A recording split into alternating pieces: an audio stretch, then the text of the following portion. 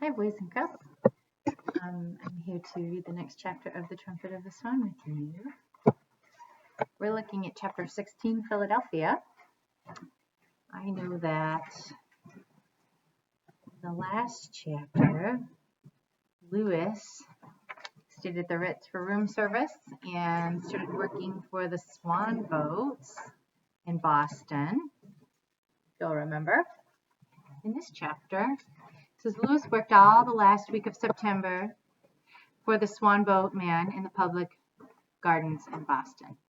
He was a great success and was becoming famous.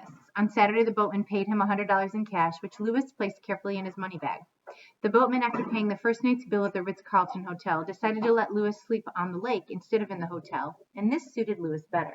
He slept with the ducks and the geese on the lake, floating gracefully on the surface of the water, his head tucked under his wing. Lewis took great care of his trumpet. He kept it polished, and once a week he cleaned the spit out of it. He learned new songs whenever he could, by listening to people's radios and by attending concerts. He was very good at remembering music he had heard. He was really a natural-born musician, or in his case, a natural-hatched musician. One song he liked was Beautiful Dreamer, Wake Unto Me. When he played it, he thought of Serena, and always, when he finished, the passengers on the Swan boat clapped loudly and cheered. Lewis liked the applause. It made him feel light-hearted and gay. Sometimes at the end of the afternoon, Lewis played Now the Day is Over. He made it sound sweet and sad. One afternoon, when he was leading the last trip of the day, he played the Cradle Song by Brahms. The passengers sang the words, lullaby and good night, with roses be it I. A boy in the front seat of the boat pulled out an air rifle from under his jacket and began shooting BB shots at Lewis's trumpet. Whenever a shot hit the horn, it made a pinging sound, so the cradle sound sounded something like this.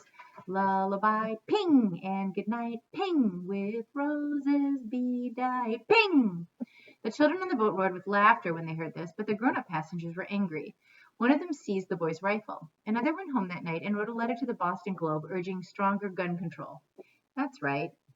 7 years before I was born, this guy was an advocate for stronger gun control laws. Interesting that it's been around longer than we think. That particular issue, boys and girls. On some afternoons at the end of the day, people gathered on the shores of the lake to listen while Lewis played taps. It was a peaceful scene, a memorable hour. The Swan boat had never enjoyed such popularity or made such a lot of money for the owner. But Lewis knew that the boats would not run all winter. In a few days, the boats would be hauled out for the season to wait quietly for the arrival of spring. One day, when Lewis was waiting for the boat to take its passengers aboard, a Western Union messenger appeared on a bicycle. I have a telegram for the Swan, he said. The boatman seemed surprised, but he took the telegram and handed it to Lewis, who opened it promptly. It was from a man in Philadelphia. The message said, can offer you $500 a week for nightclub spot. 10-week engagement. Please reply. Signed, Abe Lucky Lucas at the Hotel Nemo. Here's the telegram, boys and girls. The telegram's an old-fashioned text message. They had to go across wires, boys and girls. They couldn't go through the air because fiber optics and networks and Wi-Fi had not been invented yet. But they did have ways to get messages fairly quickly between towns. Lewis did some quick figuring. $500 a week for 10 weeks was $5,000. $5,000 would easily pay his father's debt to the music store. He took a slate and wrote, offer accepted, arrive tomorrow, meet me at Bird Lake in the zoo. Splashdown will be at 4:52 p.m. Hope this will be a convenient time for you. It's pretty precise, boys and girls, considering he's never flown to Philadelphia before. Lewis showed the message to the Western Union boy, who copied it on a telegram blank. Send it collect, wrote Lewis. Collect means that the person that he's sending it to has to pay before they can see the message. You used to be able to call people collect, and you used to be able to send messages collect to people before it just all got put under one bill for people to be able to call and send messages unlimited on cell phones. The messenger nodded and rode away. Lewis stepped back into the water. The boat's lines were cast off, and Lewis led the way. Here we go. There's the Western Union delivery person, there's Lewis reading, and there's the boatman waiting for his employee. Hi, Lewis is getting famous, boys and girls. Lewis knew it was his last appearance with the Swan boat, and he felt a little sad. It was a warm, quiet Sunday afternoon, the last Sunday in September. Louis played all his favorite tunes, Lazy River, Beautiful Dreamer, Oh Ever in the Greening Spring, Now the Day is Over, and then as the boat neared the dock, he raised his trumpet and he blew taps. The last note echoed off the walls of the Ritz and lingered over the public gardens. It was a sad farewell. For the people of Boston, it meant the end of summer. For the boatman, it meant the end of his best week of business that he'd ever had. And for Louis, it meant the end of another chapter in his adventurous life, out in the big world, trying to earn enough money to get his father and himself out of trouble. Louis slept peacefully that night, being careful that his money bag was safe. Next day, he flew to Philadelphia to keep his appointment with Mr. Lucas, the man who had sent the telegram. Louis had no trouble finding Philadelphia. Almost anyone can find Philadelphia who tries. Louis simply rose in the air with all his things around his neck, and when he was about 1,000 feet high, he followed the railroad tracks to Providence, New London, New Haven, Bridgeport, Stamford, Coscob, Greenwich, Port Chester, Rye, Mamaroneck, New Rochelle, Pelham, Mount Vernon, and the Bronx. When he saw the Empire State Building, he veered off to the right, crossed the Hudson River, and followed the railroad tracks to Newark and Trenton and points southward. He just flew over New York City, boys and girls. Remember the Empire State Building, where the Peach landed on top of its point? Let's see. He followed the railroad tracks to Newark, New Jersey, and Trenton, New Jersey, and all points south. And at 4:30, he reached the Schuylkill River. Just beyond, he spied the Philadelphia Zoo. Bird Lake looked very attractive from the air. It was crowded with waterfowl of all kinds, boys and girls, ducks and geese mostly. Louis thought he also saw 2 or 3 swans. We all know that those are the 3 different kinds of birds that create the name waterfowl between the 3 of them. He circled, picked an open spot, and at exactly 4:52 he splashed down. His trumpet banged against his slate knocked against his metal rapped against his chalk pencil, and his chalk pencil on his string wound itself around his money bag. All in all, the splashdown caused quite a commotion.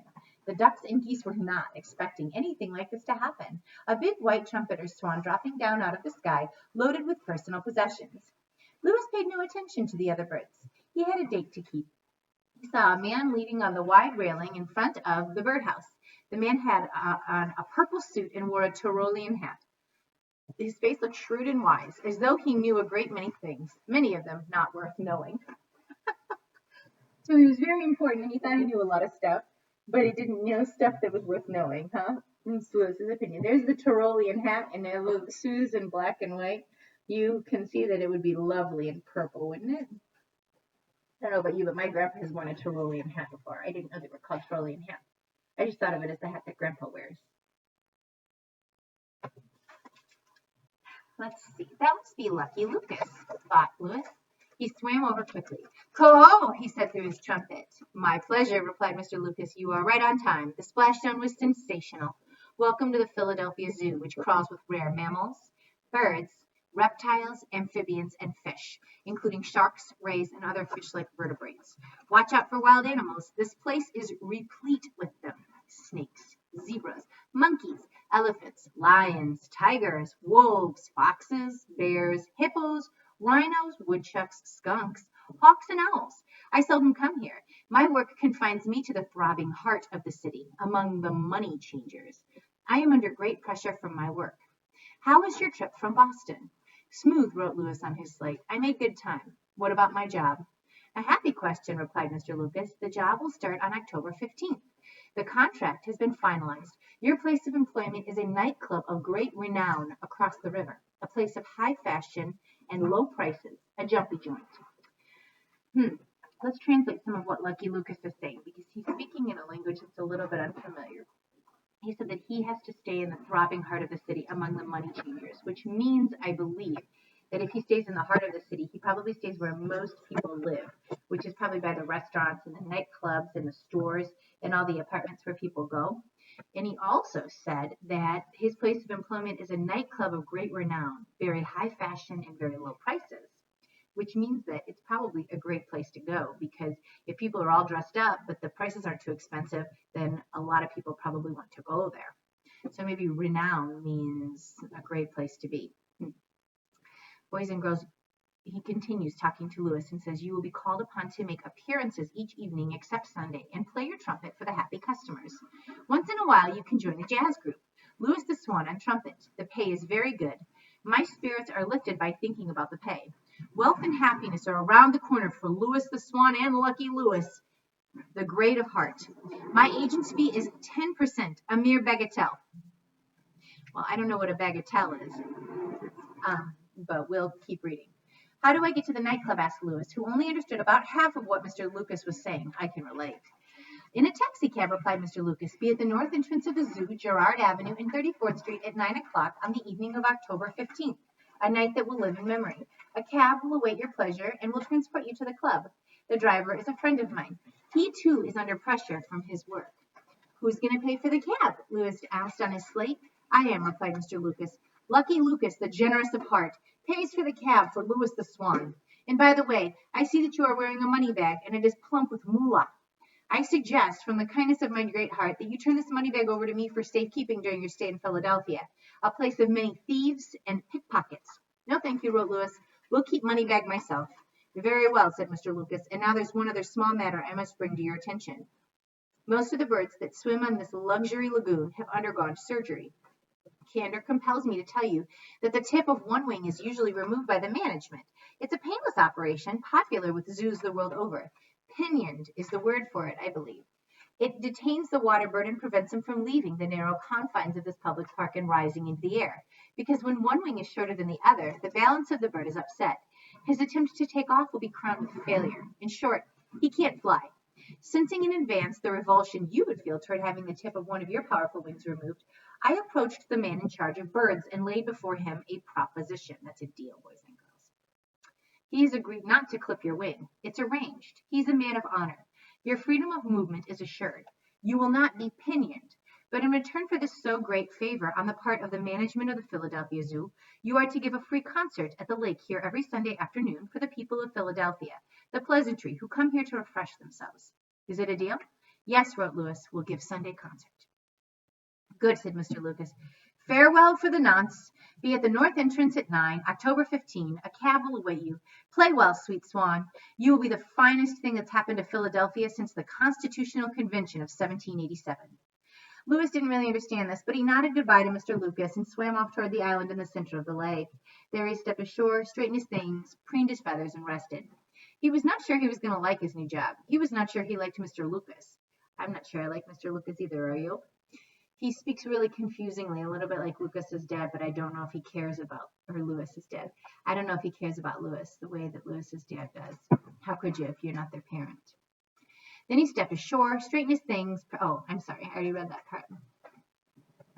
But he needed money badly. And when you need money, you're willing to put up with difficulties and uncertainties. One big thing about the whole business was the zoo itself. It seemed like an extremely nice place, in spite of what he had heard about having your wing clipped. Louis had no intention of having a wing clipped. I'll sock anybody who tries that on me, he said to himself. He was pleased to see so many other water birds. Sorry, boys and girls, Mr. Schmidt is filing papers right next to the speaker, so I'm sure you're hearing this. He was pleased to see so many other water birds. There were many kinds of ducks and geese, and in the distance he saw 3 trumpeter swans. They were old friends of the lake, residents of the lake, which means they lived there. They were Curiosity, Felicity, and Apathy. Louis decided he would wait a day or two before making their acquaintance. Bird Lake had a fence around it. When the night came for him to start work, Louis polished his trumpet, put on all his things, flew over the fence, and landed at the north entrance. He was there promptly at 9. The taxi was there waiting, just as Mr. Lucas had promised.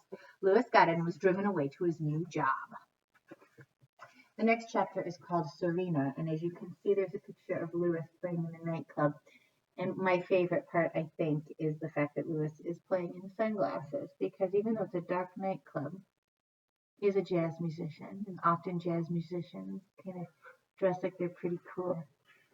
Okay, so I can hear somebody coming down with a Zoom meeting or something going on in the background. So I'm going to leave you for today. That was the end of chapter 16, and thanks for tuning in.